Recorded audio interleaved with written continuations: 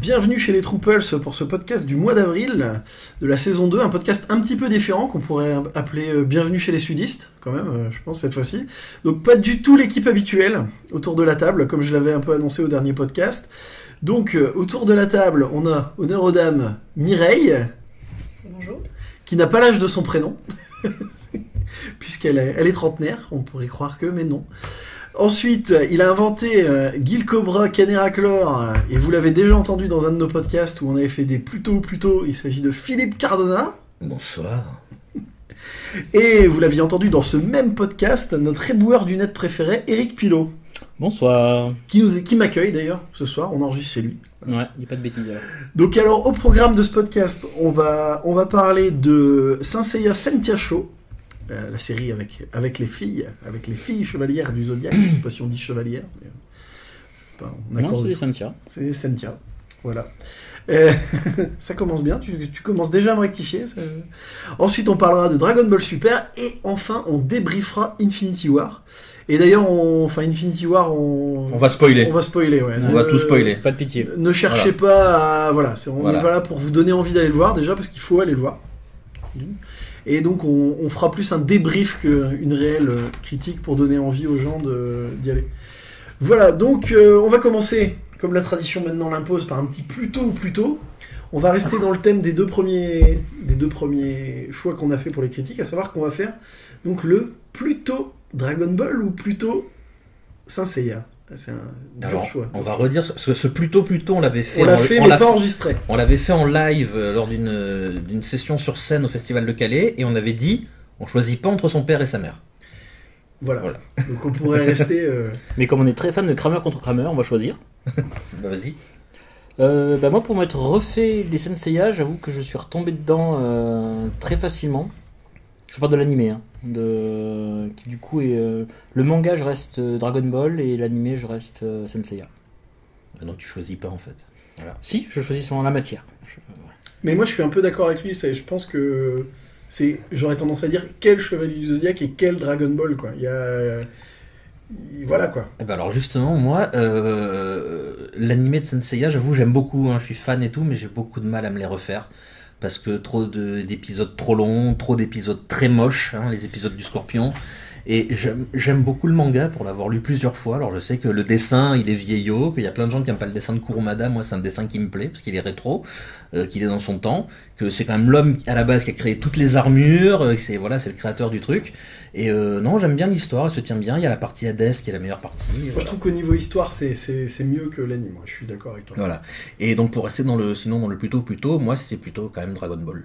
Parce que Dragon Ball, c'est la base, c'est la Bible, c'est voilà. Comme je dis à chaque fois, il y a l'Ancien Testament, le Nouveau Testament. L'Ancien Testament, c'est Dragon Ball, le Nouveau Testament, c'est One Piece.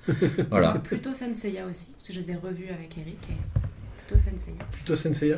Je les ai moins subis que Dragon Ball. Ça veut tout dire, ça. Oui. Mais parce que Dragon Ball, l'animé, il est pas bien. Je suis désolé. Bon, là, il y a des gens qui vont mettre Internet à feu et à sang. Je suis désolé. Dragon Ball et Dragon Ball Z, en animé, c'est pas bon. Il faut mieux lire le manga. Voilà, il faut lire l'œuvre de base. À la limite, les cailles. À la limite, les cailles. Mais les Chevaliers du Zodiac passent mieux en animé, je trouve que... Et moi, pour les avoir revus, justement, notamment, je parle pas des Omega et les Los Canvas et autres, mais vraiment la série de base, là, de 114 épisodes. Au final, moi je sais que j'avais des souvenirs de longueur, de choses comme ça, parce qu'à l'époque j'ai regardé à l'ancienne un épisode par semaine, et alors que ça va en fait au final très vite. Enfin, le sanctuaire qui est on va dire le cœur de la meule, c'est deux épisodes par chevalier. De temps en temps un troisième épisode pour des rajouts, des histoires. Ouais, les chevaliers d'argent, monsieur. Il y a pas tant que ça. Si, il y en a plein. Non, mais pas tant. Mais justement, j'aimerais bien voir plus, mais malheureusement pas assez. Mais non, il n'y a pas tant de fillers gratos. Vous savez que l'animé de Senseiya, où il se regarde mieux que l'animé de Dragon Ball, et que Dragon Ball Z. Bon, je pense qu'on va attaquer tout de suite. De toute façon, on reste dans le thème, puisqu'on va parler donc de Saint Seiya Sentia Show. Pour pitcher vite fait, en gros, Sentia Show, ça part du principe, pour ceux qui ont déjà vu les Chevaliers du Zodiac, que Saori sait en fait dès le départ qu'elle est Athéna, contrairement à ce qui est dit dans l'anime, et qu'elle a une garde rapprochée de femmes, une garde secrète, les Sentia, une garde secrète qui font les missions un peu en sous-main et qui affrontent. Voilà, c'est la garde rapprochée d'Athéna. dont tout le monde ignore l'existence, à part Athéna Voilà. elle-même. Et à la différence des autres femmes chevaliers, elles ne sont pas masquées. Voilà, Parce que ce ne sont pas des chevaliers, ce sont des J'allais- cimetières. Oui, ce sont des... Voilà, parce que ce sont des c'est pas le mordant. j'allais le dire. Et en gros, là, tout au début, pour pas trop spoiler, ils affrontent une menace qui est évoquée dans un des films, pour ceux qui ont vu les films de Saint Seiya, à savoir Eris Et et la pomme d'or. Ouais. Et donc, qui est, voilà. Moi, je sais pas si je peux attaquer vite fait. En gros, je trouve ça pas mal, je trouve ça très joli. Au niveau histoire, c'est pas démentiellement nouveau. Il y a plein de trucs tu vois, qui veulent pas trop toucher continuité, tout ça. Ils prennent pas trop de risques, contrairement à des trucs comme Lost Canvas ou d'autres séries. Mais je trouve que c'est plaisant, ça se lit, c'est plutôt joli.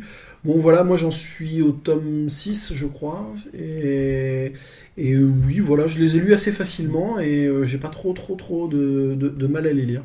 Puis il faut dire qu'en plus, elle est contemporaine, théoriquement, à la série de base. Oui, voilà, Puisque c'est ça. alors que Ça Lost se passe en Canvas et même les temps. autres se passent Il systématiquement. y a des liens, il y a des images à... Il y a vraiment des clins d'œil à la série contemporaine, ouais, ce qui fait que je trouve ça quand même pas trop mal. Après, oui, c'est limité parce qu'effectivement, ils peuvent pas changer l'histoire qui se passe derrière, quoi, des chevaliers. Voilà, moi c'est mon problème avec la série, c'est que je les achète, je les lis, effectivement ça se lit très bien, je les lis avec plaisir, c'est agréable, mais au final le problème c'est que ça sert à rien, parce que vu que ça se passe pendant la série principale, c'est un peu, regardez ce qui se passe dans les coulisses.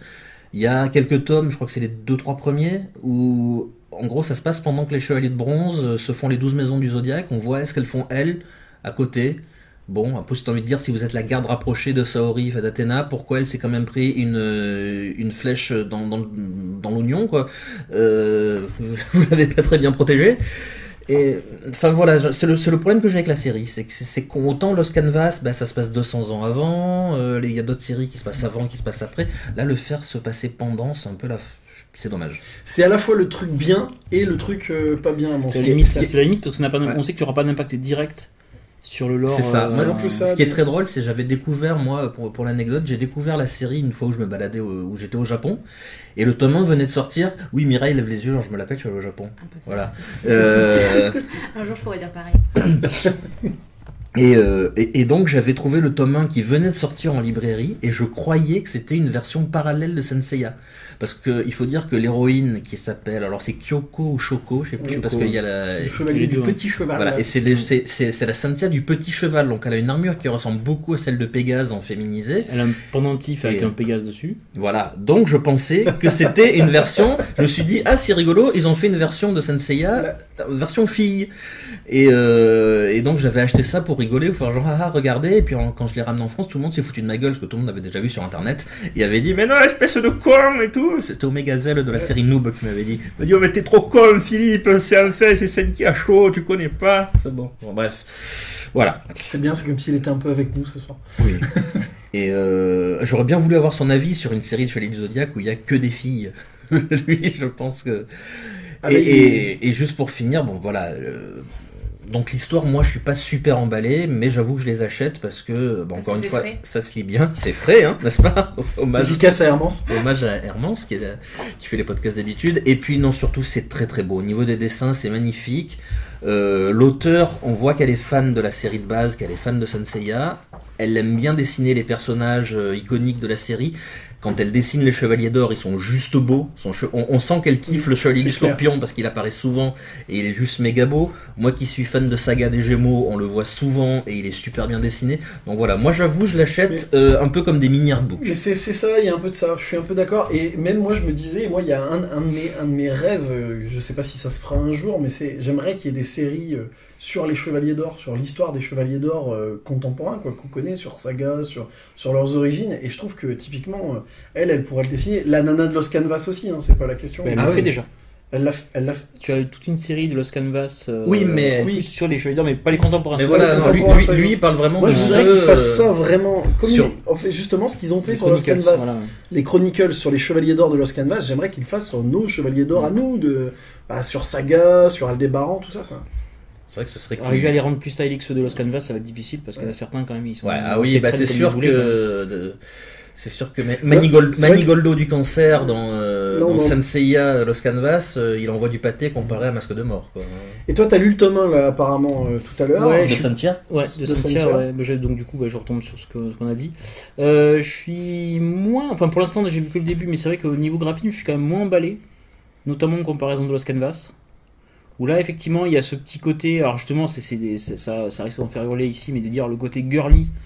C'est plus shoujo que Lost Canvas. Voilà. Lost Canvas, même, c'est vraiment un côté très shonen au niveau du dessin. La différence qu'il y a sur Lost Canvas, pareil, c'est une nana qui dessine. Et j'ai dire, enfin, c'est pas ce qui. Ouais, mais on tombe pas dans les clichés du shoujo. Non, justement, mais ça quand même.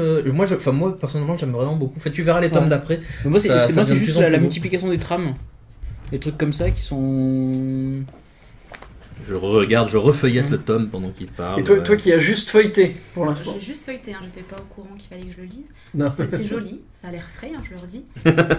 Après, tant qu'on donne pas un rôle ridicule aux femmes, c'est pas juste pour c'est pas juste pour faire une version féminine. Honnêtement, j'allais le dire, c'est un des points noirs pour moi de la série, c'est que c'est censé être une série sur des femmes, donc femmes chevaliers, Sentia, on les appelle comme on veut. Elles se font quand même très souvent sauver par des mecs, hein.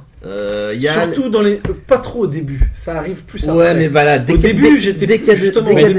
devient un peu sérieux. Voilà, dès qu'il y a des adversaires un peu burnés en face, sans faire de jeu de mots, vas-y qu'elles se font sauver par des chevaliers d'argent, ce qui est un peu la honte.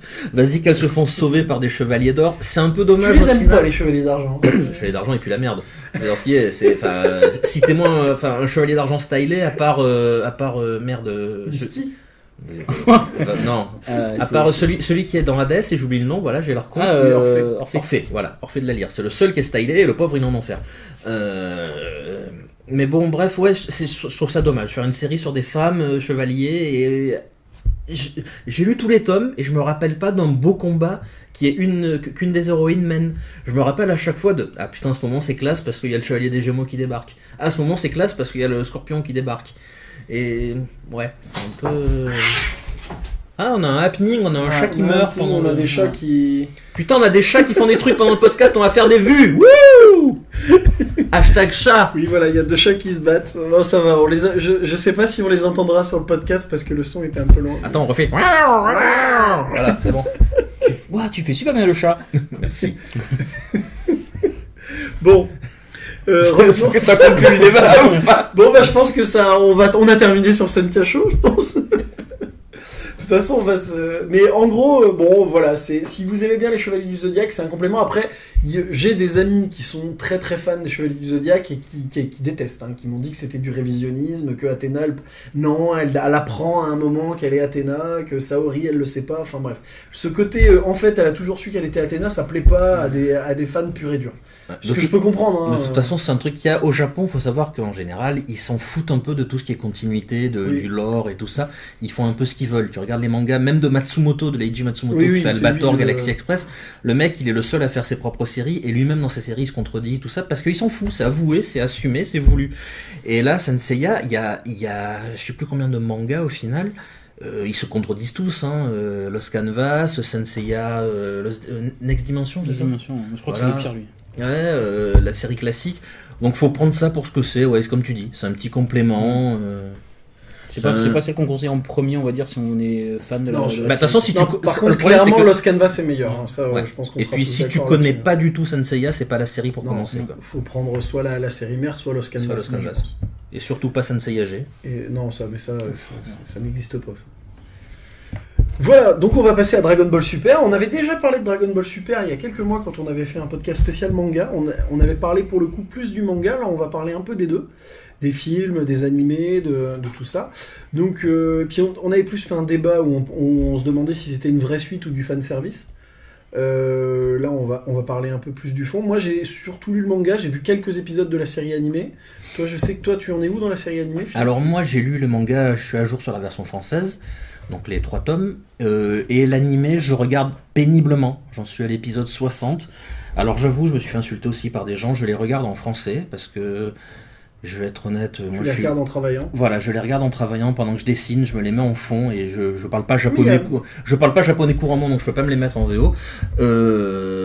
Et pour ce que c'est, pour la qualité du truc, honnêtement, j'ai pas envie de cramer 20 minutes multipliées par 100 épisodes pour regarder ça en VO, quoi. Parce que ça, je suis désolé, ça le vaut pas. Puis il n'y a pas de honte à regarder des choses en VF. Spécial dédicace à mes amis Nico et Laurent, ils sont connus. Il y a de très bonnes VF. Celle de DB Super, elle est correcte, honnêtement, voilà. Honnêtement, dans les doublages des années 90 de Dragon Ball Z étaient bien pires. Après, il y a des trucs tout pourris quand Goku il fait le Kaioken puissance 10. C'est vrai qu'en VF, ça passe pas très bien. Quand Vegeta fait le Final Flash et que Éric Legrand lui fait dire Final Flash ou même Flash Final, je sais plus. Fait qu'ils ont traduit le nom de l'attaque. Ça passe pas très bien, mais bon. Après, sinon. Eric, toi, tu fais quoi le manga? Moi, j'en suis l'animé, j'en suis un peu avant toi. J'en suis au 40, je crois, un truc comme ça. Je suis au début du tournoi, en fait, la mise en place du tournoi. C'est long. Ouais.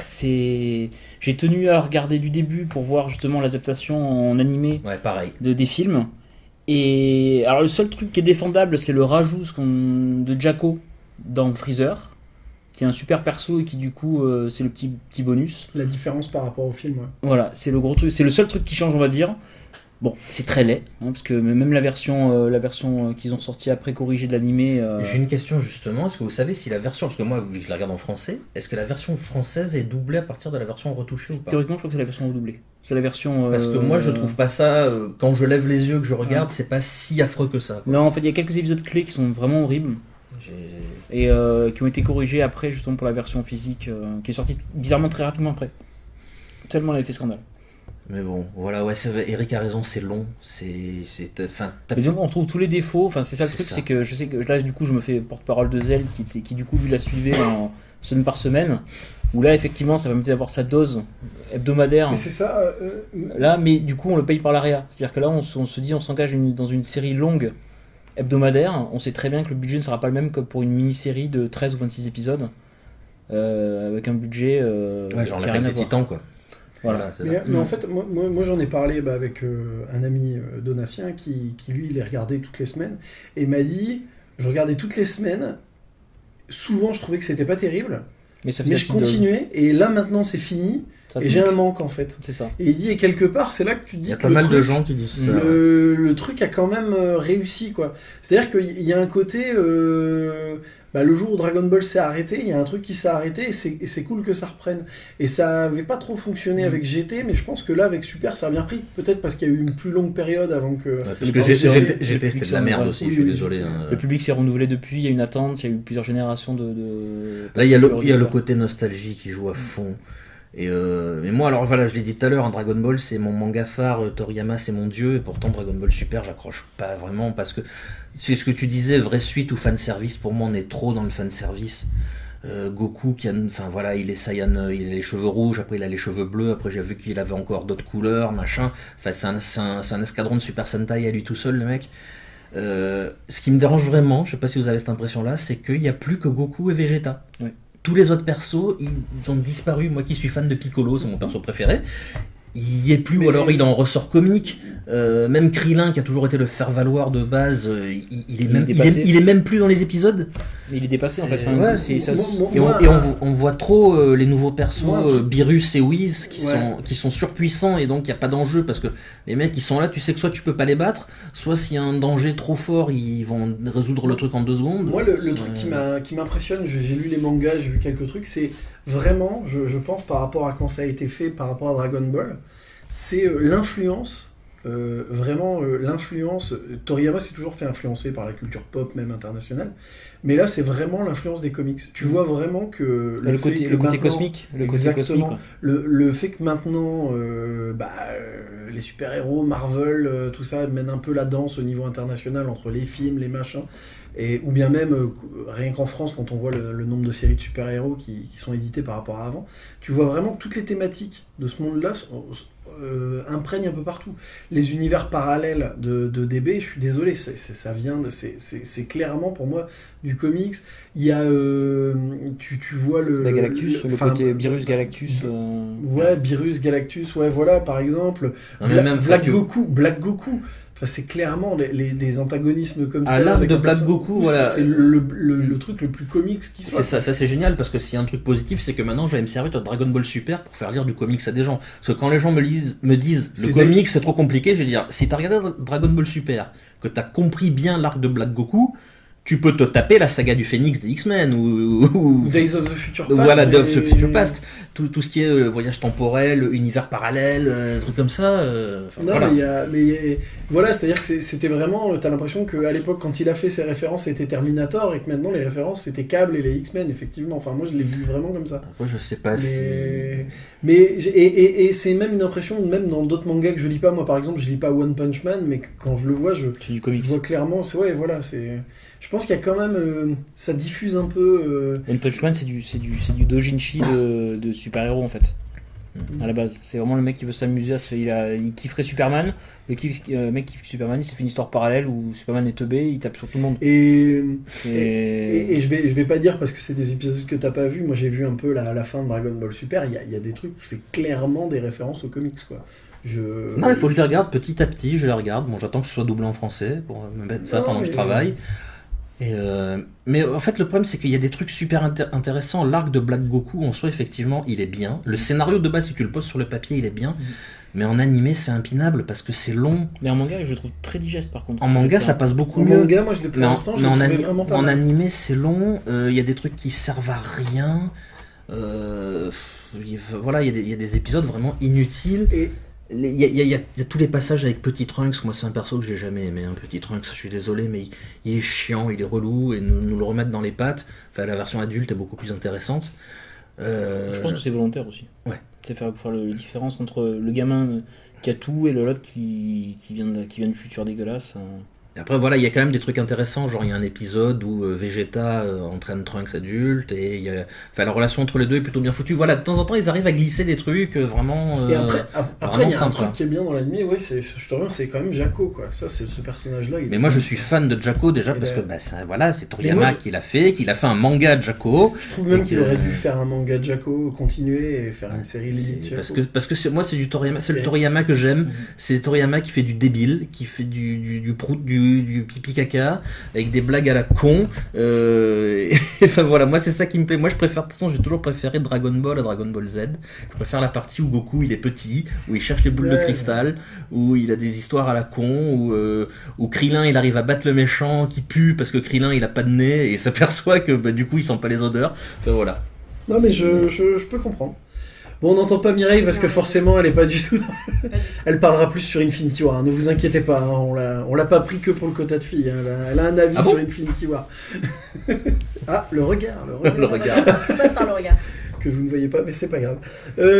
Donc voilà, je pense qu'on a quand même là pas mal de. Ouais, moi j'ai juste un petit retour sur le manga du coup Dragon Ball Super. Ouais, vas-y. Où donc effectivement c'est pas Toriyama qui dessine, c'est Toyotaro. Qui fait du bon boulot. Qui fait du bon boulot. Alors justement, je viens sur son travail effectivement. Alors pour avoir dans mes jeunes années copié de manière industrielle du Toriyama. Pareil. On a tous fait ça. On grille quand même des cases entières repompées de l'origine. En fait, on voit, voilà, c'est ça. On voit quand il dessine, on voit quand il a le modèle de Toriyama sous la main et quand il a pas. Il y a des fois où parce qu'il y a des scènes de combat où il y a des phases de combat. Alors je les ai plus sous les yeux là. Mais il y a des bonnes scènes où tu reconnais du Vegeta contre Cell. Et après, en découpe. Le manga est sympa, mais ouais, on sent que c'est pas Toriyama. Ouais. Rien qu'au niveau du découpage et du storyboard, il est beaucoup moins efficace que Toriyama. Et puis au niveau des cases, il reprend des cases entières. Après, voilà, tout le monde n'est pas Toriyama. Ah bah non. Non, mais ce qui est bien, c'est que par contre, c'est assumé que donc le mec est fan à la base et qu'il il est corrigé derrière par Toriyama qui lui fait des corrections. Ça, par contre, ça doit être le kiff ultime en tant que t'es fan de Dragon Ball. Et on te demande de dessiner la suite et l'auteur... T'envoies des mails et c'est nul, recommence quoi. Voilà. C'est génial quoi. Oui, moi je signe pour. Moi je veux bien. Je veux me faire insulter par Toriyama. Ah mais oui. Traite ma famille s'il te plaît, insulte-moi. C'est ça. Bon, je pense qu'on a quand même fait pas mal le tour là. Ouais, le gros du sujet là maintenant. Bon là on arrive là. Ça fait 2 jours que je vais en parler de ce putain de film. Donc voilà, on a tous vu autour de la table Infinity War. Donc je le répète, on va spoiler. Hein. Si vous voulez pas être spoilé, n'écoutez pas. Là, arrêtez le podcast là maintenant. Donc voilà, Infinity War, qui est la conclusion de 10 ans de film. Enfin, pas la conclusion, parce qu'il va y avoir un autre film.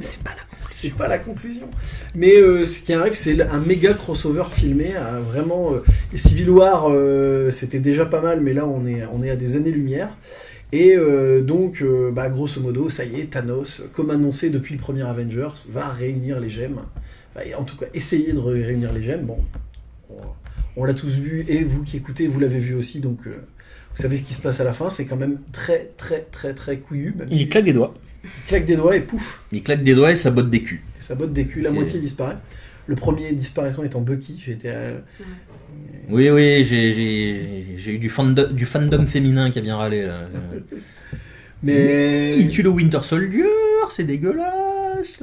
Moi, j'ai trouvé vraiment le film excellent. Je trouve qu'il y a un nombre de scènes mythiques dans ce film. Épique, quoi. Moi, je pense quand même que les deux summums de l'épique, c'est après qu'ils aient reforgé Stormbreaker, quand Thor arrive avec Rocket et Groot sur le champ de bataille, avec Groot, et le moment où le Winter Soldier prend Groot dans la main et le fait tourner. Non, c'est Rocket. Prend Rocket alors, dans la main. En termes d'épique, moi c'est l'arrivée de Cap. Alors voilà, il y a Captain America. Je suis désolé, mais comme je l'ai déjà dit avant qu'on enregistre, il m'a fait poser des questions sur mon hétérosexualité pendant tout le film. Parce que Chris Evans, il envoie du pâté. Son arrivée avec le métro. Son arrivée où il chope la lance, maman. Enfin bon, il sort de l'ombre et tout, son costume qui est juste classe, qu'il en peut plus, sa petite barbe là. Je suis désolé, merde. Enfin non, il pue le style. Et le moment épique avec Captain America, c'est à la fin, putain de merde, il arrête le gant de Thanos. Thanos balance son poing, il a le gant avec presque toutes les gemmes, je crois qu'il lui en manque plus qu'une, et Steve Rogers arrive à le retenir quelques secondes, et même Thanos, il a le petit regard de qu'est-ce que c'est. Tu te rappelles pas de ça ? Si. Voilà. Et moi, au ciné, j'avoue, j'étais quand même, voilà. Donc, c'est épique. Et puis, il y a le moment aussi, toujours Captain America, quand le dôme protecteur du Wakanda va s'ouvrir et qu'ils vont charger, il y a Black Panther qui commence à faire le kéké qui part devant, et qui c'est qui le rattrape et qui le double pour aller botter des culs, c'est Captain America. Et ce plan-là, les deux bons gros mal alpha, quoi, qui partent à l'attaque. Les deux qui courent là, côte à côte et tout, avec ce plan vu de dessus, je suis, oh putain de merde, qu'est-ce qui nous arrive. Enfin bon, je suis désolé, je vais beaucoup m'emporter pendant le... Moi, après... un de mes persos, oui, j'ai beaucoup aimé Cap, mais il y a quand même le Spider-Man aussi qui est démentiel, qui reste dans la lignée d'Homecoming. Il hâte quand même le sorcier grâce à Alien, grâce au film Alien. Quoi. Vous connaissez ce vieux film ? Je suis fan de ces répliques. Et à un moment, je me suis trouvé, quand j'ai vu que Star-Lord arrivait, j'ai dit, oh putain, on a les deux mecs qui font des références à la culture pop des années 80 qui sont ensemble. Il va y avoir un truc. Et ils le font. Avec Kevin Bacon. Avec Footloose. Mais ce dialogue est grand. Est-ce que Footloose est toujours le plus grand film de tous les temps ? Mais ça l'a jamais été. Ça ne l'a jamais été. Et ce qui est très bon, justement, ce que j'ai adoré, c'est que ça s'arrête là. C'est que justement, Tony Stark le dit, il fait ok, maintenant vous arrêtez les blagues sur la culture pop. Et c'est fini. Et parce que justement, j'avais peur de la surenchère, qu'ils arrêtent pas, qu'on soit que dans la référence, dans la citation. Et ça s'arrête là, et du coup, c'est vachement bon. Et c'est vrai que moi, je suis fan de... C'est Tom Holland, c'est ça ? Tom Holland. Il y a tellement d'acteurs, bon, pour rappeler le nom. C'est Peter Parker, quoi. C'est Peter... En tout cas, c'est le Peter Parker jeune, comme c'est ça. C'est moi quand je le vois. Il y a un truc tout bête, c'est un truc tout con quand ils sont dans le vaisseau en train de discuter avec Doctor Strange et tout. Il arrive. Il est pendu au plafond et il descend la tête en bas. Oui. Et j'étais là, c'est comme dans la BD. Oui. Là, j'avais 12 ans sur mon fauteuil. Juste ce détail dans l'image. Je suis d'accord. Mireille, toi, je crois qu'il y a un truc qui t'a pas plu au début du film. Comme à beaucoup de filles, d'ailleurs, on fait un petit coucou à Hermance. Je sais que ça lui a pas plu non plus. Oui, à Florence Torta aussi, ma co-scénariste de Sunday School, qui bizarrement les filles se rejoignent sur son. J'ai failli partir dès le début quand Loki se fait tuer comme une merde. Bon après Qu'il est non. Bon après ça se comprend parce que le personnage, j'avais l'impression qu'il était arrivé au bout de son évolution, mais quand même ça fait un petit quelque chose à mon cœur de fangirl, quoi. Non, mais d'une manière générale, moi, c'est une des critiques que j'ai sur le film, c'est quand même le sort des Asgardiens. Ouais. Ça C'est expédié, pour en fait. moi, ça nique complètement la fin de Thor C'est Ragnarok. la fin de Thor Ragnarok qui Il manque une scène, en fait. Il manque le début du massacre, en fait. Il manque le début du massacre, c'est pas ceux qui pourraient y échapper. Ou... C'est surtout que moi, la Valkyrie a totalement disparu entre les deux films. Les Lianger, l'homme de pierre, là j'oublie son nom, Mick, l'espèce d'insecte débile et tout. Moi je les ai pas vus, toi tu m'as dit qu'on voyait leurs cadavres. On voit, moi, j'ai vu sur un des Lianger, mais je suis pas sûr, et Korg non plus, mais il y a un des Lianger qui est par terre et il me semble avoir vu la Valkyrie aussi. Mais voilà, si c'est ça, alors soit ils y sont pas et on sait pas pourquoi, soit ils sont morts hors champ et c'est débile, effectivement ça fout en l'air la fin de Thor 3. On va spoiler Thor 3 les gars aussi, en tant qu'on y est. La fin de Thor 3 c'est quand même Asgard n'est pas un endroit, c'est un peuple et tout, machin, ils s'en vont dans leur vaisseau, machin. Et là on a l'impression qu'ils meurent tous. Mais à un moment dans le film ils disent il a tué la moitié des Asgardiens. Et oui, sauf mais... que vu le plan qu'on a vu... Et vu qu'il fait péter le vaisseau, on sait pas. Il casse sur le vaisseau. Voilà, c'est ça le problème. Donc, c'est un peu le... Mais sinon, à part la mort de Loki, il y a des moments où tu... Non, mais moi j'ai beaucoup aimé. Il y a la mort de Groot. Oh putain, la mort de Groot. Bref. En plus, c'était un ado, quoi. Il démarrait sa vie à peine. Ouais. Je l'ai trouvé osé comme film. Dans le sens positif du terme. Ah bah c'est l'Empire contre-attaque x 1000, quoi. C'est ça. Comment nous. Parce que Luke Skywalker, il fait que perdre sa main, quoi. Et Han Solo dans la carbonite, c'est quoi? C'est du pipi de chat? Ah ouais, c'est vrai, il y a Han Solo dans la carbonite. Hein? Je t'aime, je sais. Voilà. Mais là, c'est vrai que c'est couillu. La fin de ce film est extrêmement couillu, même si on sait que... Même si on sait, c'est la théorie. Moi, je pense que Strange, il sait ce qu'il fait. Mais oui, et de toute façon, t'imagines, Black Panther, qui est le film Marvel le plus bankable jusqu'ici, avant celui-là, il tue le perso? Je pense pas. Mais ça serait dommage qu'il revienne là-dessus, quand même. Parce que là, c'est tellement osé que s'il revenait dessus, je trouverais ça limite dommage. Et oui, mais ça alors fait là... un peu le retour de... Alors je vais faire Patrick Duffy dans Dallas, quoi. Je vais faire mon vieux con de puriste, et Pierre va me rejoindre là-dessus. Mais ce film est quand même une très très grande adaptation d'un comics du début des années 90 qui s'appelle Le Gant de l'Infini ou Le Défi de Thanos selon les traductions, où il se passe exactement la même chose, sauf que dans le comics, c'est dans les 10 premières pages. En gros, on part du principe que Thanos a déjà les gemmes. Et il détruit tout. Il claque des doigts dès le début. Et la moitié de l'humanité, enfin de tout le monde, disparaît, et notamment une partie des super-héros. Et à la fin, voilà, c'est pas un spoil, hein, ils battent Thanos, et tout le monde revient.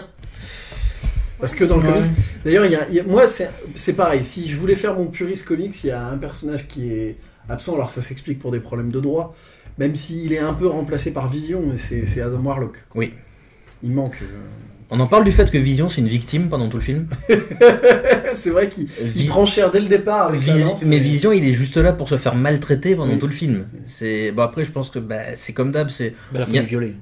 Ouais. Quoi? Mais il est violé, donc c'est normal qu'il souffre. Oh putain. Voilà, le chat se plaint. Même le chat n'est pas d'accord. Le chat ne valide pas. Je sais plus ce que je voulais dire, c'est que en fait, je pense que c'est un truc tout con. C'est que le perso est tellement puissant que déjà il a une gemme, donc c'est un des enjeux du film. Mais le perso est tellement puissant, il est cheaté Vision. Et puis il est pas intéressant en fait. Oui, il est pas super intéressant. Par contre, moi, le film m'a aussi fait vraiment penser à un truc au niveau de l'organisation et de comment j'ai vraiment eu l'impression pendant un moment d'être devant un Seigneur des Anneaux. Avec les équipes qui se séparent et les machins, et tu les vois se croiser, dans les deux tours, genre par exemple quand ils se retrouvent, quand l'un se retrouve catapulté dans une autre équipe et ils se croisent, Après moi je vais faire mon pinailleur, j'avais dit que je ferais mon pinailleur. En fait j'ai adoré le film, voilà, avant de dire toute chose, j'ai adoré, j'ai surkiffé ce film, j'étais à 2000, je vais retourner le voir, mais pour pas trop faire justement pour qu'on soit pas trop dans le positif, je vais pinailler, je vais sortir des trucs, et j'estime que Marvel doit me rembourser mon billet, parce que Monsieur Marvel, il a fait une promesse, et que cette promesse n'a pas été tenue. Ils avaient dit, il y aura tout le monde, ou qui sont Œil de Faucon et Ant-Man. Voilà. Ils le disent. Ouais, ils font une phrase de merde, ouais c'est bon, les gars ils sont à la piscine, ça va, ils viennent pas. Rembourser nos invitations. Apparemment, ça va être expliqué dans le film Ant-Man, en tout cas pour Ant-Man. Le fait qu'ils sont sous couverture. Oui, mais je le sais, enfin voilà, il y a toujours des explications. Mais du coup, j'avais cette petite frustration de me dire, ils avaient dit qu'il y aurait tout le monde, et puis ils y sont pas. Voilà. Donc dans le 4, j'espère qu'il y aura vraiment tout le monde, qu'il y aura Ant-Man, qu'il y aura la Guêpe, qu'il y aura Œil de Faucon, parce que j'adore ce perso. Après, ce qu'il y a, c'est que au final, quand on fait le bilan des disparus, troupes provisoires ou pas, on retombe sur l'équipe du premier Avengers, au final. Ah oui, mais de toute façon, ils ont fait exprès de garder ils ont fait exprès de garder la Trinité, à savoir Thor, Captain America, Iron Man. Et puis ils gardent Black Widow et Hulk, Œil de Faucon. Et Œil de Faucon, on sait pas. Donc, on sait pas, mais... ouais, voilà. À mon avis, ils vont faire style... Et puis ils vont avoir une nouvelle recrue aussi, vu la scène post-générique. Ah, la scène post-générique qui m'a fait crier et qui est couillue parce que moi j'avais plein de gens dans la salle qui ne l'ont pas comprise, qui faisaient oh putain, qu'est-ce que c'est ça, je comprends pas et tout. Alors que moi j'en pouvais plus. Parce que ça vaudra jamais la scène post-générique pour moi des Gardiens de la Galaxie, où je le raconte, j'ai déjà raconté mais jamais dans les podcasts, donc je vais le raconter. La scène post-générique donc des Gardiens de la Galaxie, désolé pour ceux qui ne l'ont pas vu. Du 1 ou du 2 ? Du premier. Donc où on voit Howard le canard, qui est un personnage de comics. Et moi j'avais, je pense, des espèces de nouveaux fans, honnêtement un petit peu... Bah, c'est un peu méchant ce que je veux dire, un petit peu wesh sur les bords, quoi. Un peu... Et ils étaient arrivés et ils ont fait... Oh putain, c'est quoi là? Ça y est, voilà, Disney rachète Marvel, alors maintenant il y a Donald, quoi. Non, mais et là, j'avais pas pu m'empêcher. J'avais dit, non, mais il y a pas Donald, c'est... C'est Howard, quoi. Il y a pas Donald, c'est Howard le canard, quoi. Arrêtez, quoi. Et il y avait mon bof qui était là qui me disait, non, mais Pierre, ils t'écouteront pas. Ils t'écoutent déjà pas. Non, mais là, personne m'écoute parce que... Juste parce qu'il y a Eric qui vient nous écrire sur un papier... Jeanne... Au secours, Jeanne, sauve-nous. Voilà, désolé. Voilà. Fallait que ça parte en couille à un moment avec toi, forcément. Je dis wesh, alors tout de suite, Jeanne au secours. On dit wesh, donc on est... Bah, bref. Bon, arrêtons là. Voilà. Terrain glissant. Reparlons truc. Mais donc oui... Alors que quand il y a le Wakanda qui reste tous planqués derrière les Noirs, hein la tête qui fait, Pierre. Hein, l'opération bouclier humain. C'est moi qui vais monter ce podcast. Il y a tous les soldats du Wakanda là, avec leurs petites lances pourries, et il y a le Hulkbuster qui est bien planqué derrière. Opération rester derrière les bronzés. C'est une référence au film South Park. Je suis pas raciste. Les gens ils ont qu'à avoir une culture. Ça, Hulk qui revient pas. Qui veut pas parce qu'il a peur de Thanos. Alors ça c'est la scène d'intro, j'ai adoré. Bon, Loki meurt, mais c'est pas que Loki qui meurt. Ouais, oui. Il y a Heimdall, il y en a une paire qui meurt au début. Mais là, d'entrée de te poser les bases, Hulk qui débarque, qui se fait rouster par Thanos. Si là ça te pose pas les couilles d'un méchant. C'est quand même quoi. C'est Thanos, c'est le mec qui se prend Hulk au calme quoi. C'est ça. Ça va bien pour lui. Non mais t'as surtout avec les autres qui font non, laisse-le, il s'amuse. Ouais voilà c'est ça. Les autres ils s'apprêtent à aller l'aider. Non laisse-le. Laisse-le, ça va, il s'amuse, c'est sa récré. C'est bon d'accord. Et tu comprends que Hulk il a peur pendant tout le film. Mais donc et pour revenir sur la scène post-générique, ça annonce quand même Captain Marvel de manière plutôt pas mal quoi. Après il y a le film Captain Marvel. Bon moi j'ai des infos, je vais pas forcément les donner. Je sais que vous voulez pas forcément savoir les trucs avant les films, donc je ne dirai rien.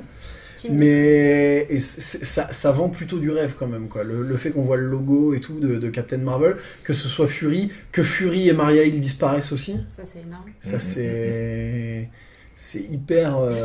Jusqu'au bout. Ouais. Jusqu'au bout. Mais ils vont revenir. Je crois que je l'ai même pas. Non mais par contre la mort. Pour moi, tous ceux qui partent avec la moitié de Thanos, je pense qu'ils vont revenir. Ils vont revenir. Mais la mort qu'il faut pas faire revenir à mon sens, c'est Gamora. Ouais. Parce que c'est tellement classe. Elle est tellement tragique. Ça amène. Ce qu'il y a, c'est qu'en théorie, elle n'est pas supposée mourir parce qu'elle n'est pas tuée par le claquement de doigts. Non, c'est ça. Oui. Donc tous ceux qui meurent avant le claquement de doigts, théoriquement, ne sont pas censés revenir. Je trouve que c'est une des meilleures scènes du film, d'ailleurs. Mais c'est ce que j'allais dire, c'est que ça amène, pour moi, le point positif du film, c'est que ce film ne devrait pas s'appeler Avengers Infinity War, mais Thanos Infinity War. Le succès du film, c'est que c'est un film sur Thanos, c'est un film sur le méchant. D'ailleurs, à la fin, Thanos reviendra. Et le parti pris, justement, je pense qu'ils se sont dit, bon, on a tellement de héros, on peut pas en mettre un plus en avant qu'un autre, un truc comme ça. Comment on va faire pour gérer une telle troupe? On fait ça limite du point de vue du méchant qui est pas si méchant que ça, c'est juste un mec qui est dérangé dans sa tête. C'est ça, c'est qu'au final il a pas toujours tort. Non, il est persuadé d'être bienveillant. Arrête, Eric, ça suffit. Arrête. Terrain glissant, toujours. Voilà. Mais il est persuadé d'être bienveillant, c'est ça qui est génial. C'est ça qui fait les grands méchants, c'est que c'est un mec qui pense que ce qu'il fait... il a ses convictions. Il pense faire ça pour la bonne cause. Mais comme Crâne Rouge, d'ailleurs, Crâne Rouge... Non, là on parle d'un nazi, donc on pense... Oui, mais lui est persuadé... Mais les nazis étaient persuadés d'avoir raison. Je sais pas. Alors, parlons nazis un petit peu. Après, j'ai pas connu nazi personnellement, moi, monsieur Vanoc. C'est plus sympathique que Crâne Rouge. Mais Crâne Rouge, il est persuadé d'avoir raison et de faire ça pour le bien de l'humanité aussi. C'est dans ce sens-là où je sais pas. D'ailleurs, c'est énorme d'avoir je le dis, moi j'étais vraiment sur le cul quand ils ont de ressortir Crâne Rouge. Le ressortir avec et c'est la... Alors que le mandarin, non, il est pas revenu. Mais le mandarin c'est pas le vrai mandarin. Si t'as vu oui, j'ai vu le petit court-métrage. Voilà, c'est pas le vrai mandarin. On l'aura jamais le vrai mandarin. On l'aura jamais. Mais bon. Et oui, et on parle d'Iron Man, la nouvelle armure. L'armure en nanobot, quoi. Je trouve ça fait trop. Ah, en fait, le problème. Ça pas mal. Moi, j'aime bien, mais parce que ça fait référence à un truc du comics qui est pas du tout expliqué dans les films, c'est l'armure extremis. Oui. Voilà. C'est que ce qu'on a dans Iron Man 3, le virus extremis, qu'ils en ont fait une arme de méchant, normalement, c'est un truc que Tony Stark utilise sur lui. C'est que son sang, tout ça, c'est. Qu'est-ce qu'il y a pire? Tu fais des signes. Tu fais des signes, c'est ça? Pourquoi? C'est parce que j'ai enlevé mon pantalon et que je me mets nu? Qu'est-ce qui se passe? Non, t'inquiète. Enfin bon, Putain, tu m'as fait perdre le fil, Pierre. Tu disais l'extrémiste, c'est le nanobot. L'extrémiste, c'est les nanobots. Ouais, voilà. C'est que pour moi, oui, j'ai pris ça comme une référence au virus extrémiste que Tony Stark utilise pour. Mais ouais, ça m'a pas choqué l'armure parce que justement à la fin, on le voit bien quand il se bat contre Thanos, qu'au fur et à mesure, elle change de forme, mais au fur et à mesure, il n'arrive pas à la reconstituer entièrement. Non, c'est pas. Non, sur la fin, qu'elle finisse détruite, c'est normal, mais c'est juste qu'il y avait certains moments où c'était un petit peu bizarrement amené. Et là, par contre, la suite avec la suite de Spider-Man Homecoming où il va se marier avec Pepper et tout. Où il annonce son mariage, il dit vous êtes invité au mariage et tout à Doctor Strange. Enfin, c'est... Non, à Wong. Wong, il a la moustache. Non, mais Wong, surtout, le mec, c'est un truc qui m'a un peu choqué dans le film. Wong, il s'en bat les couilles. Il y a la méga scène de baston et tout ça. Puis la scène se finit, ils font il y a plus personne à la maison là, et j'y retourne. Mais c'est logique. Oui, c'est logique, mais c'est bizarre, c'est amené un peu bizarre quoi. Mais c'est logique parce qu'il doit protéger Dormammu, tous les autres. Il y a pas que Thanos comme menace. Ouais. Oui, ça se tient. J'ai dit que je pinaillais. Ouais, non, mais je comprends. Je réfléchis. Oui, et Wong, il y a un truc qui me fait rire que j'ai découvert il y a pas longtemps. C'est que le mec s'appelle vraiment Wong. On a découvert la même chose, ça nous a fait rire. Un générique de fin, ouais, effectivement. Le mec s'appelle vraiment Wong. Alors que Rocket Raccoon, il s'appelle pas vraiment Rocket Raccoon. C'est bizarre, la vie. Dommage. La vie est mal faite des fois. Bon, justement, les gardiens sont énormes. Ouais. Drax est gigantesque dans ce film. La scène où Drax regarde Thor avec des yeux enamourés, mais je pleurais de rire. C'est comme si un ange et un pirate avaient eu un enfant, ça aurait donné ça. Enfin, c'est la scène où Drax croit qu'il est invisible parce qu'il bouge pas et parce qu'il mange une chips lentement. Enfin, c'est. Mantis. Moi, j'adore. Aussi, je sais qu'il y a des gens qui aiment pas l'humour dans l'univers Marvel, mais moi, ça me fait délirer, quoi. Je suis fan de ça et je trouve que c'est bien dosé. Justement. Là, c'est bien dosé. C'est mieux dosé que dans Thor et dans Les Gardiens 2, je trouve. Il y a que en fait. Alors que là, ils sont là pour. Ils sont pas ridicules, mais ils font rien. La concurrence entre Star-Lord et Thor et tout, avec l'autre qui fait. Qui prend une voix. Qui fait une grosse voix, ouais, c'est putain. Vous moqueriez-vous de moi? C'est Thor qui croit que Rocket Raccoon est un lapin. Et qu'il appelle mon lapin. Il appelle mon lapin, il croit que c'est le capitaine. Mais ça le choque pas en plus. Mais par contre, ça le choque pas Raccoon. Non, Raccoon il dit rien. Non, il aime bien. Aussi au début ça le choque. Ouais. Après il dit plus rien. Après on l'appelle capitaine et il accepte. Ouais, voilà, c'est ça. Groot qui est un ado de merde. Et ça aussi c'est génial parce que au début je trouvais ça drôle, puis à un moment je me dis ok, ça va juste être l'ado pourri et non, il y a la séquence quoi. Et ça va être juste en ressort comique et en fait Stormbreaker. Et en fait t'as une scène hyper classe et c'est grâce à Groot. Enfin, c'est super bien dosé. Après si je peux continuer à pinailler, monsieur.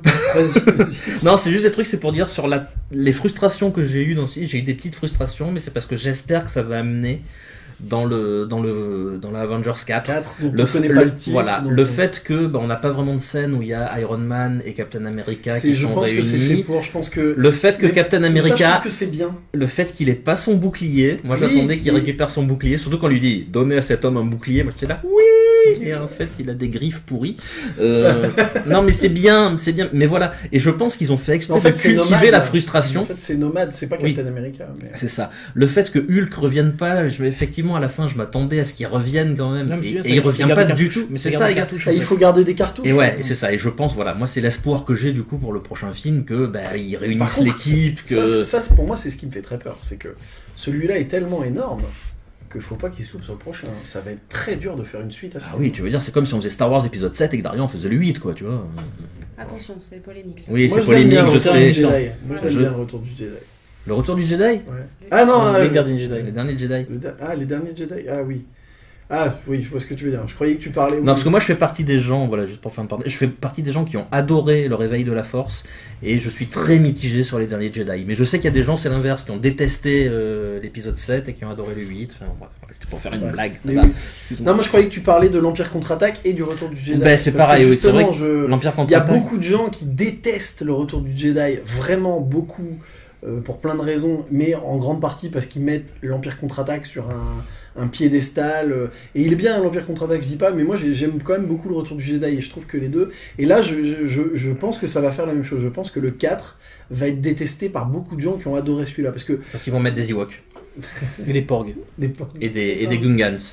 Mais voilà, mais en conclusion, moi je dirais un peu ça, c'est que je pense que ça va être très très très dur de faire Avengers 4.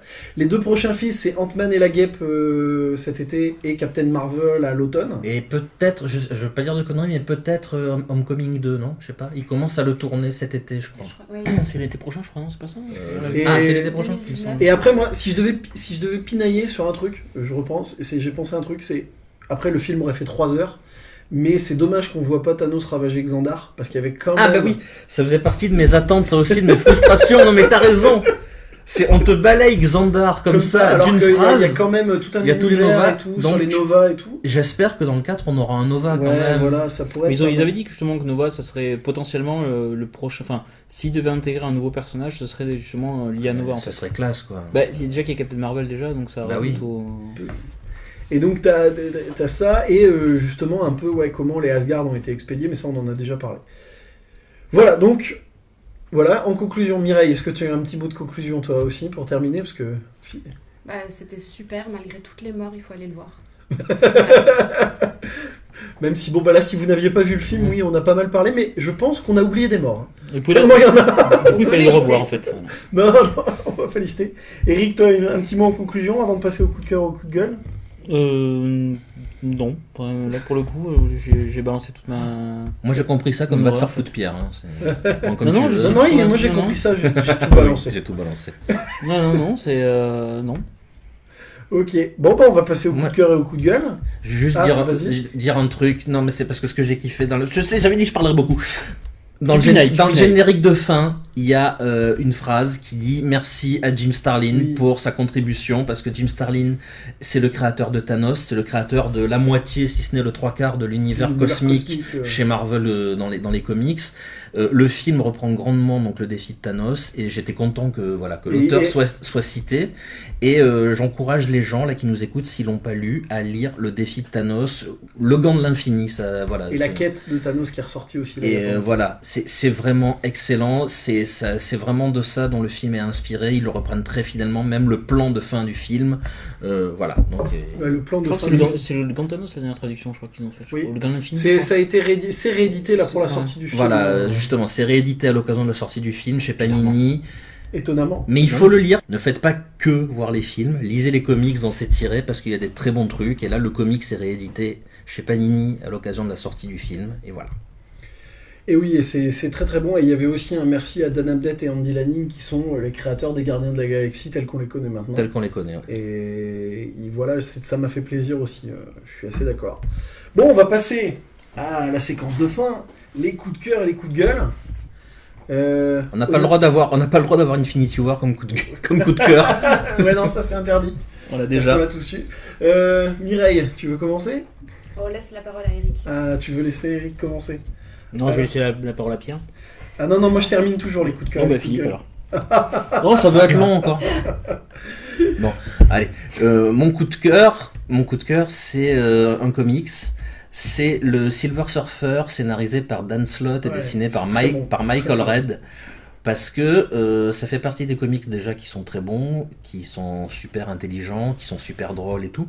Et pour ceux qui ont peur un peu de se mettre aux comics en disant c'est long, on comprend pas tout et tout, il y a un début, un milieu, une fin. C'est super accessible, il y a que 5 tomes. Il n'y a pas besoin de tout connaître de l'univers Marvel parce qu'il n'y a que le Silver Surfer. Donc le surfeur d'argent, pour ceux qui connaissent un peu. Le surfeur d'argent revient sur Terre après une période où il a traîné dans l'espace.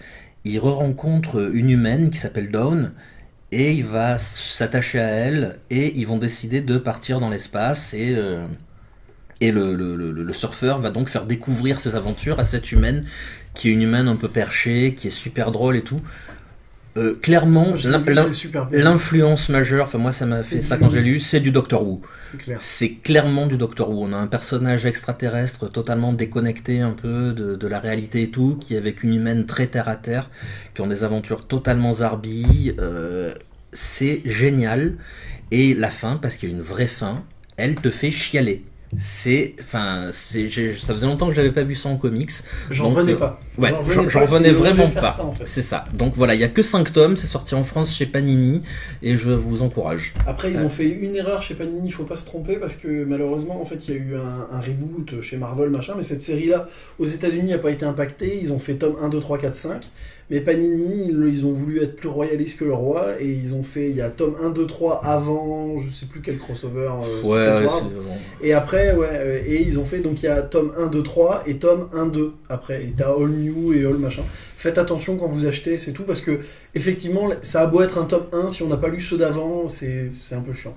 Bon, ça, c'est un peu les désagréments du comics, des fois, avec les numérotations, tout ça, c'est un peu compliqué. Et là, oui, c'est juste un problème de numérotation, parce que vraiment, ça reste accessible. Si on lit les 5 d'affilée, ça reste accessible, mais c'est un peu dommage, je trouve que... Et là, pour le coup, Panini est un peu merdé. Hein. Et voilà. Ensuite, coup de gueule. Coup de gueule, alors ça va être long. Je suis désolé, non, c'est un coup de gueule. Alors, ça va, on est dans les temps, tu peux y aller. J'avais un coup de gueule un peu à la con au début sur un comics, et puis en fait, non, j'ai un coup de gueule sérieux, parce que j'ai découvert une des nouvelles tendances YouTube. Là. C'est mon ami Julien Guélerin, Omega Zell de la série Noob, qui m'a montré ça en étant lui-même consterné. J'ai découvert que donc il y avait ce jeu qui s'appelle Fortnite qui est très connu et tout, et la nouvelle mode c'est... Je dis pas que c'est la danse. Non, c'est pas la danse, c'est pire que ça. C'est les mecs qui se filment et qui jouent, et à côté d'eux il y a une fille, et à chaque fois qu'ils tuent quelqu'un, la fille enlève un vêtement. Voilà. J'ai découvert ça, j'étais consterné. Et je me suis dit, voilà où on en est arrivé sur YouTube.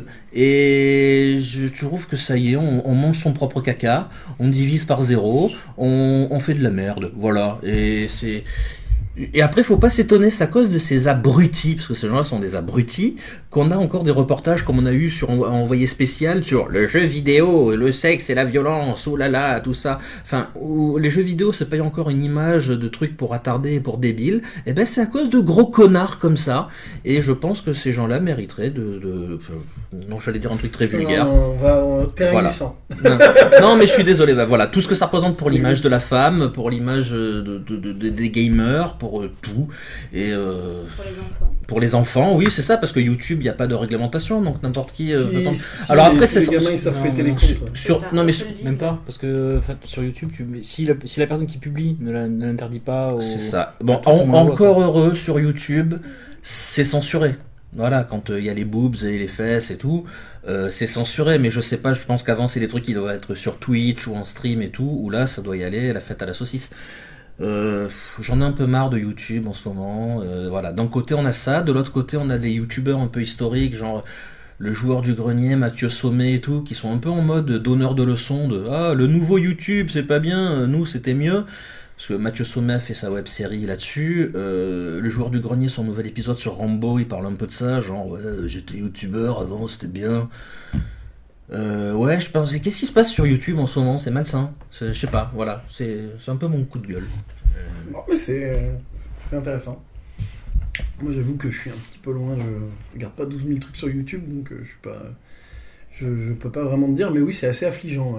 Mais par contre, grâce à toi, je ne savais pas que ça existait, ce que tu as dit. Tu vas la regarder, c'est ça? Non, je viens de comprendre une blague qu'on m'a faite il y a pas longtemps, en fait.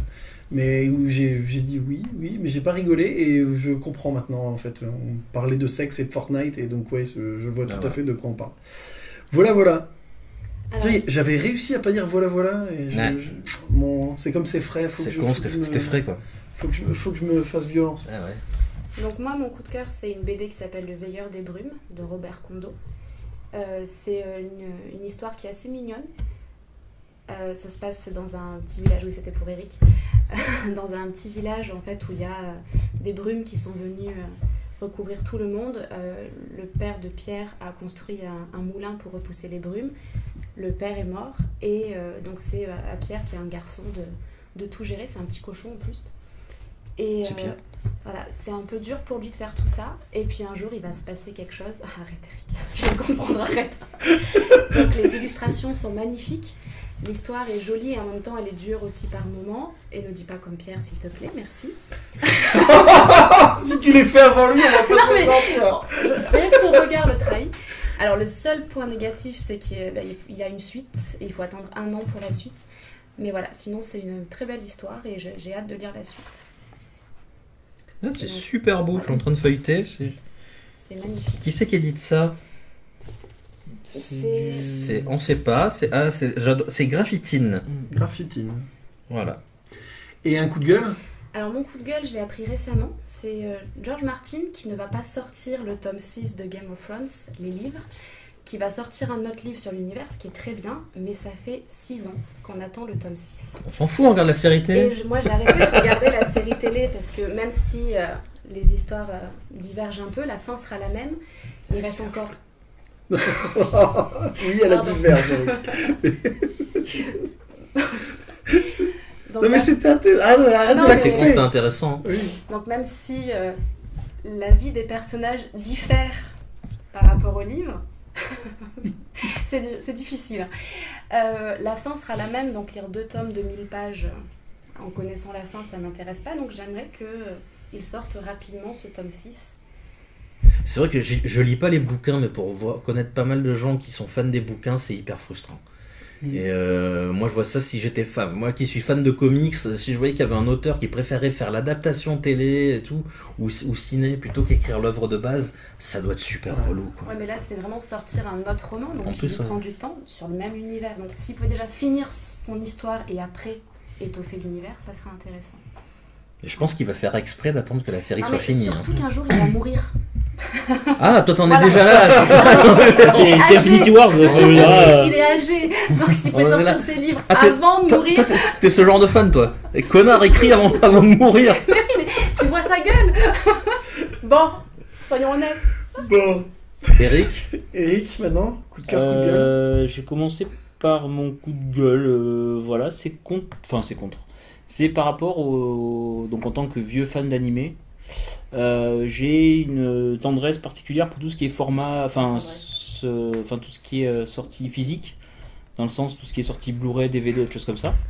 Le souci c'est qu'on est quand même en 2018, que tout ce qui est diffusé en streaming, légal ou illégal, se fait en HD et que certains éditeurs se complaisent à sortir que du format DVD.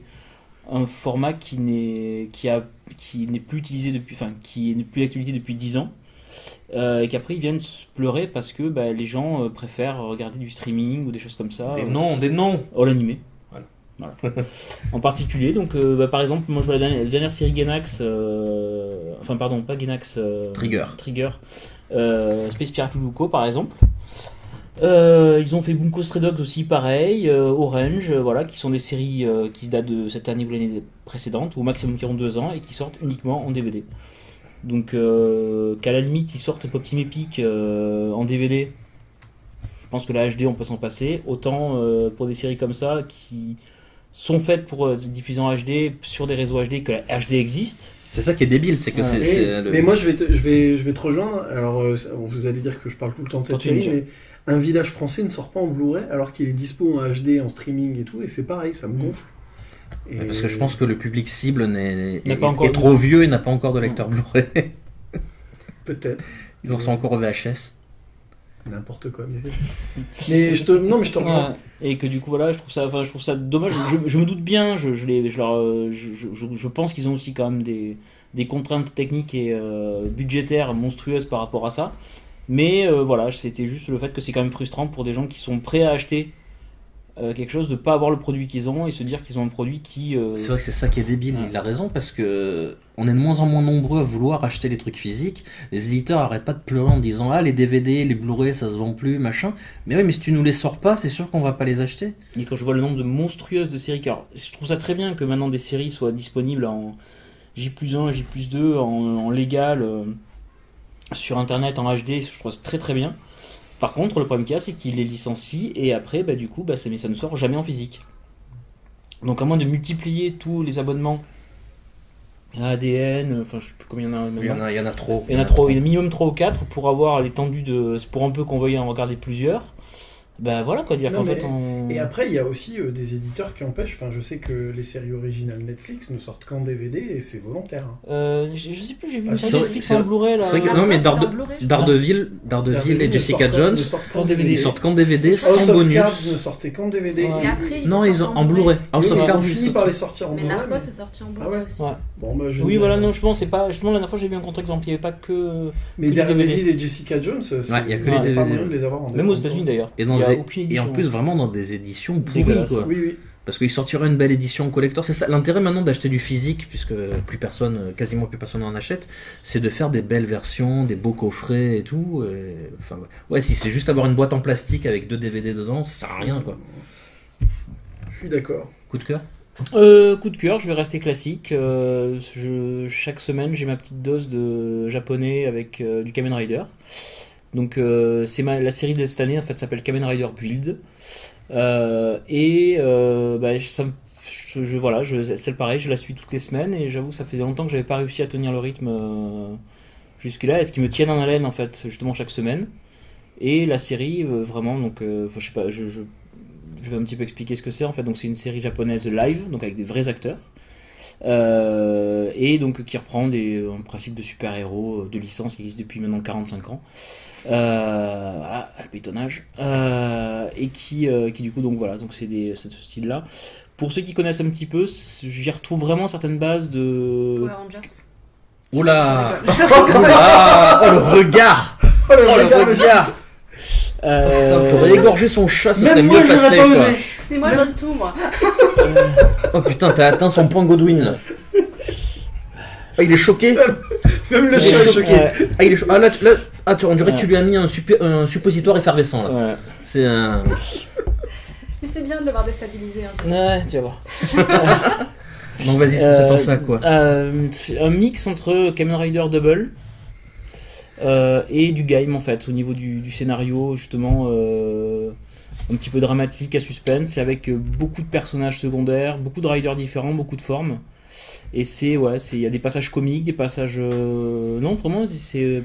Pour ceux qui connaissent, puisque j'ai pu rencontrer quelques personnes qui suivaient, des personnes qui étaient nouvelles dans le Kamen Rider, ouais, et qui étaient fans justement de tout ce qui était game ou Forzé. Justement, je trouve que Build est vraiment dans ce mix-là. Justement, il y a des épisodes dramatiques, des épisodes super drôles, beaucoup de persos et vraiment pas forcément des clichés justement du coup. Donc il y a plein de surprises, plein de trahisons, plein de nouveaux personnages. Enfin non, vraiment, n'hésitez pas si vous avez l'occasion à vous jeter dessus, sans problème. Mais écoute, on fera ça. Voilà. Moi je vais terminer comme d'habitude, donc je vais commencer par mon coup de gueule. Alors moi voilà, tout à l'heure j'ai parlé d'un village français, mais j'aime bien quand même pas mal les séries françaises, et là il y avait une série française qui était annoncée, peut-être que j'en attendais trop, qui s'appelle Speakerine. Et bon, moi j'aime beaucoup l'époque de l'ORTF, les speakerines. D'ailleurs, c'est pas vraiment un coup de cœur, mais il y a un super documentaire qui est passé sur France 4 qui s'appelle Bonsoir messieurs, bonsoir mesdames, bonsoir mesdemoiselles, sur toute l'histoire des speakerines en France. Je conseille vraiment de le voir, c'est passé sur France 4 ou France 5, je sais plus. C'est un super documentaire. Et j'en espérais trop parce que j'espérais voir un Mad Men de l'ORTF, quoi. C'est-à-dire voir vraiment un peu cette ambiance, les machins, plus d'être dans la chronique. Alors au niveau esthétisme, tout ça, c'est nickel, hein. Franchement, c'est super bien fait. Les acteurs sont plutôt pas mauvais, que ce soit Tom Kedek ou Marie Gillin, mais le problème, c'est qu'ils n'ont pas pu s'empêcher de claquer une partie thriller, enquête policière, parce que je pense que... C'est même pas claqué, c'est que ça en fait. C'est même quasiment que ça. L'histoire tourne autour de quasiment que de ça. Et la partie chronique est limitée à sa portion congrue, et c'est chiant parce que c'est ce qui m'intéressait. Les scènes où elle explique qu'elle veut s'émanciper, faire d'autres choses et tout, c'est pour moi les choses intéressantes, et c'est réduit parce que il faut qu'il y ait une enquête, un machin, un drame, et elle est poursuivie et machin. Oh, j'ai lâché au bout de 2 épisodes, ça m'a gonflé. Moi j'ai regardé les épisodes 3 et 4 et moi j'aime bien parce que je m'attendais à rien, donc mais c'est vrai que si comme toi j'aurais été déçu. C'est vrai que le titre ça s'appelle Speakerine, tu t'attends à un truc qui va parler de Speakerine, et ouais, la partie mystère est pas super intéressante, c'est ça qui est dommage. Qu'il l'avait vendu comme un Mad Men à la... Ah d'accord. Pas forcément Mad Men. Moi, si la productrice elle a clairement parlé de Mad Men. D'accord. Moi j'avais vu aucune interview, j'ai pas vu de bande annonce ni rien, je suis tombé dessus en replay sur le site de. Moi j'ai eu envie de regarder, je savais pas du tout, et j'en ai entendu parler parce qu'ils en avaient entendu parler dans l'Instant M sur France Inter, émission que Laurent Lubessard m'a dit d'écouter, et il avait bien raison. Et clairement, il y avait la productrice, et oui, elle parlait de Mad Men. Mais bon, voilà, c'est pas forcément évident. Donc ça c'était mon coup de gueule, c'est vraiment une grosse déception. Surtout que je trouve que ces dernières années, quand même, les séries françaises sont un peu montées en gamme. Moi, j'en ai vu vraiment vraiment pas mal ces dernières années. Bon, c'était un village français, mais il y a dernièrement une qui m'a mis une bonne claque aussi, c'est Baron Noir, que je conseille. On oublie que c'est Cadmerade dedans, c'est vraiment sur la politique, tout ça, et pour le coup là, on est plus dans la chronique et pas dans le thriller, c'est vraiment pas mal. Un peu comme Marseille. J'ai vu aussi... Les mystères de l'amour. Non. Ouais, ça c'est les mystères de l'amour. Philippe Vasseur, président. C'est la nostalgie, ça. José. Voilà, c'est le meilleur. Et non, mais même des séries comme Engrenage, tout ça. Donc, et c'est vraiment rageant que, en plus, là, pour le coup, le service public soit pas capable de faire, soit justement tiraillé par l'audience. S'il y a bien une chaîne qui devrait pas être tiraillée par l'audience, c'est le service public, et faire un truc un peu plus ambitieux que juste claquer du thriller parce que c'est ce que les gens veulent, quoi. Bah, c'est pour ça qu'ils ont fait le chalet. Ouais, non, mais ça, j'ai même pas voulu regarder ça, le chalet. Ouais, mais tu prends 10% qui est une super série. Voilà, mais 10%, t'es dans la chronique, t'es pas dans le thriller. Et ça cartonne, et ils ont pas encore compris, je sais pas. Il y avait Fais pas ci, fais pas ça, qui était bon, c'était de la comédie. Ouais. Mais oui, mais je suis d'accord, Fais pas ci, fais pas ça. Mais voilà, il y a quand même des séries pas mal, et ils ont ça, et enfin bref. Ils auraient pu faire un truc génial. France Télé, ils sont très dans le polar. Ouais, bah oui. Après, ils ont fait des bons, ils ont fait les dames de machin là. Oui, les dames avec Thierry Godard. Ouais. Qui est très très bon. Bon, par contre, ils font ces saloperies de petits meurtres d'Agatha Christie. Je suis désolé, ça je peux pas. Ça, c'est pas possible. On est d'accord. Mais voilà, ils font. Bref, il y a à boire et à manger, mais Speakerine, gros coup de gueule parce que j'en attendais beaucoup et c'est pas possible. Ensuite, coup de cœur. Bon, c'est un coup de cœur, mais c'est plus pour parler d'un truc, une nouvelle qu'on a eue qui est pas mal. Le TGS de Toulouse dans 1 an, en avril prochain. TGS Spring Break. Spring Break. Enfin bref, le TGS Spring Break aura une partie comics avec des invités. Ils ont annoncé les invités. Il y a du lourd, il y a Bruce Timm, il y a Art Adams, il y a Carlos Pacheco, il y a Klaus Johnson, il y a Chris Claremont. Non, il y a vraiment du lourd. Et au-delà des invités et des champions, ça a fait plaisir qu'il y ait de nouveau du mélange. Moi, je fais partie des gens qui avaient vraiment regretté l'arrêt de la Comic Con et de la Japan Expo. J'aimais bien cette espèce de gros bordel où on avait un peu de tout. Alors, il y en a beaucoup qui ont dit que c'était souvent une Comic Con au rabais. Il y avait des trucs bien, bien sûr que tout n'était pas parfait. Mais ce côté, on rassemble tout au même endroit, le manga, le comics, les films, la SF, j'aimais bien. Et donc, je suis content que le TGS parte dans ce sens-là. Ils étaient déjà un peu partis dans ce sens-là. Moi, j'y suis allé qu'une fois. Je sais que toi, tu y allais beaucoup. Moi, j'y vais souvent. Je connais bien les orgas qui sont adorables. C'est une équipe vraiment super. Enfin, voilà, il y a un côté très famille dans l'équipe d'orgas. C'est ça qui est génial. C'est toujours la même équipe. C'est une équipe. Ils font plusieurs salons sur Toulouse, sur Pau, sur Perpignan, sur Lyon, sur Montpellier. Mais c'est toujours la même team de bénévoles. Enfin, je sais pas s'ils sont bénévoles ou pas, mais bon. En tout cas, c'est toujours la même team d'orgas qui sont là. Et il y a une super entente et tout. Ils organisent super bien. Moi, à chaque fois que j'y suis allé en tant qu'invité, j'ai toujours été super bien reçu. Là, pour la partie comics, ils ont Paul Renaud, qui est quand même un dessinateur français qui bosse pour Marvel et qui est très investi justement dans la venue des auteurs de comics. Et puis voilà, les noms qu'ils ont annoncés, enfin t'es comme moi, on est fous quoi. Moi, Mais Chris Claremont, Bruce Timm, Art Adams. Ils invitaient régulièrement des auteurs comics, mais là le fait vraiment de faire une partie. Ouais, de faire vraiment une vraie partie comics, c'est vraiment une volonté. Ils m'ont expliqué un peu, il va vraiment y avoir des petits événements autour du comics, il va y avoir des expos, il va y avoir des conférences et tout, ça va vraiment être un festival à côté du festival. Et on pourra soit payer son entrée pour faire TGS, Spring Break et tout, et la partie comics, ou soit payer l'entrée que pour la partie comics. C'est ça qui est super intéressant. Et ouais, j'encourage les gens à venir parce que voilà. Non, moi je pense que ça va être très problème, bon. Moi j'ai déjà réservé ma place, j'ai déjà dit vous m'invitez s'il vous plaît l'année prochaine. Et voilà, sinon j'irai en tant que visiteur parce que non, ça promet un très bon salon. Donc c'était mon coup de cœur. C'est un petit coup de cœur parce que si ça se trouve le salon, il y a des invités qui viendront pas autres, mais en tout cas dans la démarche je trouve ça super. Peut-être qu'ils vont mourir, hein, là-bas Mireille. Avec les auteurs qui meurent. Les auteurs qui meurent. Voilà. Donc c'est comme ça qu'on termine ce Bienvenue chez les Trouples hors série, Bienvenue chez les Sudistes. Voilà, on excusera Monsieur Omégazel qui devait venir avec nous. Bon, il a pas pu, il a eu des petites contraintes de boulot, mais on pense à lui. Je pense à toute mon équipe habituelle. Hein. Je vous aime hein, quand même. Hein. C'est pas pour. Vous êtes frais. Oui, vous êtes frais. Et bon, Herman, c'est pas très contente, je le dis, elle est pas très contente que j'ai pas débriefé Infinity War. Avec l'équipe habituelle. Non, elle s'en fout, elle s'en fiche, mais elle dit j'aurais bien aimé débriefer avec toi. Donc il n'est pas impossible qu'on en parle dans un podcast prochain, pas autant que là, mais un petit peu. Voilà. Fallait bien que je leur dise, hein. Sinon.